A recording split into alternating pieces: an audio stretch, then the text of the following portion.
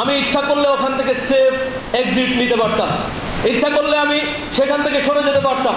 কিন্তু আমি দেখলাম যেখানে হাজার হাজার মানুষ এই আন্দোলনে শাহাদাত বরণ করছে, আহত হচ্ছে, জুলুমের শিকার হচ্ছে, সেখানে আমাকে কলার ধরেছে আর অমনি আমি পলায়ন করব, এমন কাপুরুষোচিত সাংবাদিকতা আমি করি না। 2024 সালের জুলাই আগস্টে ছাত্র জনতার গণ অভ্যুত্থানে আহত ও শহীদদের স্মরণে তাদের পরিবারের সদস্যদের উপস্থিতিতে যশোরের অভয়নগরে স্মরণ সভা অনুষ্ঠিত হয়েছে।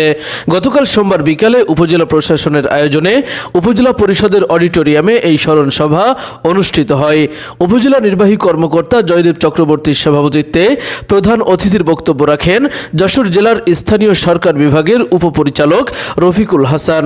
এ সময় বিশেষ অতিথির বক্তব্য রাখেন উপজেলা সহকারী কমিশনার ভূমি আব্দুল্লাহ আল ফারুক, অভয়নগর থানার অফিসার ইনচার্জ এমাদুল করিম, অভয়নগর থানা বিএনপির সভাপতি ফরাজি মতিয়া রহমান, নওপাড়া পৌর বিএনপির সভাপতি আবু নঈম মোড়ল, থানা বিএনপির সাধারণ সম্পাদক কাজী গুলাম হায়দার ডাবলু। এছাড়াও বক্তব্য রাখেন বাংলাদেশ জামায়াতে ইসলামী অভয়নগর উপজেলা শাখার আমির সর্দার শরীফ হোসেন, নওপাড়া সরকারি মহাবিদ্যালয়ের অধ্যক্ষ রবিউল হাসান, হেফাজত ইসলামী অভয়নগর উপজেলা শাখার সাধারণ সম্পাদক মাওলানা মাসুম বিল্লাহ। স্বাগত বক্তব্য রাখেন জুলাই আগস্টের আহত সাংবাদিক তাওহিদ হাসান ওসামা। আজকে জুলাই আগস্ট বিপ্লবে যারা শহীদ হয়েছিল তাদেরকে শ্রদ্ধার সাথে স্মরণ করছি। তাদের আত্মহুতি, তাদের আত্মত্যাগ, তাদের এই যে জীবন, অকাতরে জীবন বিলিয়ে দিয়ে আমাদেরকে সুন্দর একটা দেশ উপহার দিয়ে গেল, ফ্যাসিবাদ মুক্ত দেশ, যে দেশে রাত্রিবেলায় বাগান কাঁঠালে ঘুমানো লাগে না, যে দেশে সংবাদপত্রের স্বাধীনতা আছে,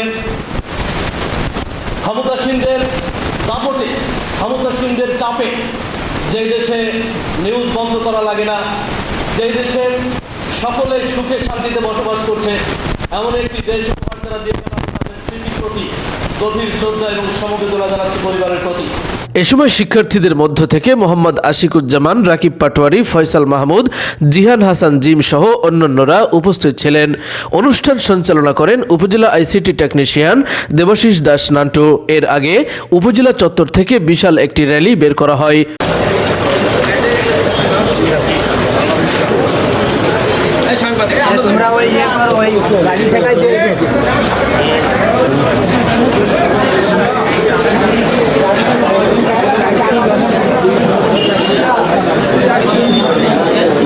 র্যালিটি যশোর খুলনা মহাসড়ক প্রদক্ষিণ করে আবার একই স্থানে এসে শেষ হয়।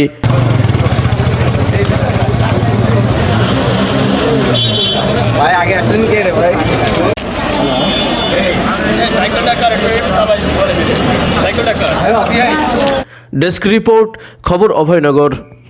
আপনি কি বিশেষজ্ঞ কার্ডিওলজি ডাক্তার দ্বারা ইকোকার্ডিওগ্রাফি করে রোগ নির্ণয় করতে চান? তাহলে আজই আসুন ইউনিক ডায়াগনস্টিক অ্যান্ড কনসালটেশন সেন্টারে। এখানে প্রতি বৃহস্পতিবার ইকোকার্ডিওগ্রাফি করে চিকিৎসা সেবা প্রদান করছেন কার্ডিওলজি বিশেষজ্ঞ ডাক্তার হিমেল সাহা।